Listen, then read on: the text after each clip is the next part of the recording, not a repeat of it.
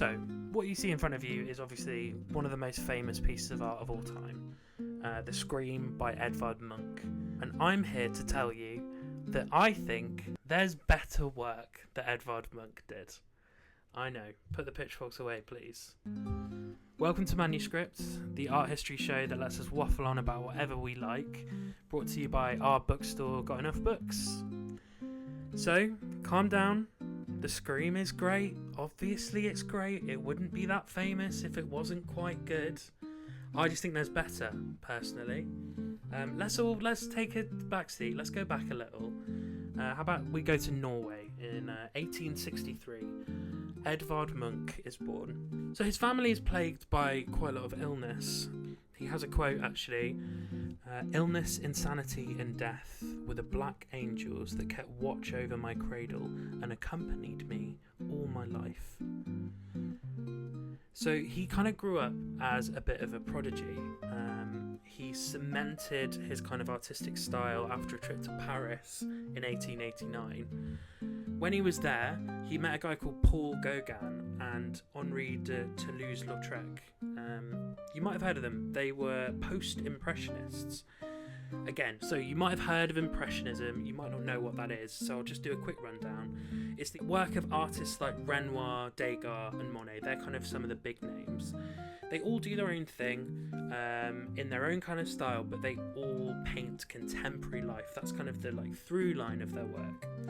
So post-impressionists wanted to do the same thing. They wanted to paint contemporary life. They didn't want to paint history anymore, but they wanted to step even further away from that realism. Edvard Munch loved it. He started to paint in this kind of morose, wavy, lack of texture kind of way, very moody. You can kind of tell a Munch painting that it doesn't have very many sharp edges. Given his upbringing, you can completely understand why he would paint quite forlorn figures. Some examples include melancholy, jealousy, and ashes. This is where the Scream also comes in for the first time. I went to Norway personally a few years ago to the Munch Museum, and guess what? You know the Scream? Yeah, you know that big painting, the one that everyone talks about? Yeah, it's not there. Right? Weird, but not really, because I think what they were trying to do, and what I understood, is kind of take the Munch's legacy away from just that painting. They're trying to say that Edvard Munch wasn't just the Scream, which is completely how I feel about it. I've got some photos I'll kind of lay over here as I'm chatting. There was an amazing big yellow room that I specifically remember where there was huge, maybe 10, 12 foot tall paintings that he'd done of portraits of full-length portraits of people, and they were stunning. They were really, really impressive, and I think personally these works kind of capture something for me that I find really, really appealing. Munch was big into graphic art, like etching and dry point, woodcuts, things like that. That's how he managed to recreate his work so often and tweak it so regularly.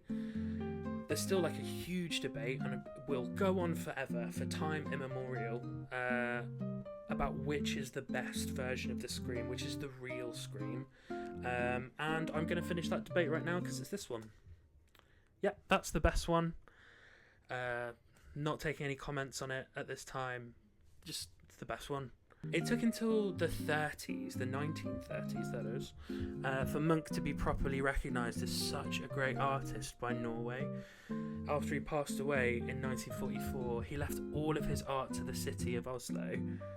As I said, there's a dedicated place to go and see a lot of his work. I would urge you to visit. Great way to honour one of Scandinavia's greatest artists. For more on art history, design, fashion, all of that good stuff, take a visit down to Got Enough Books, second-hand books for first-rate people. See you there.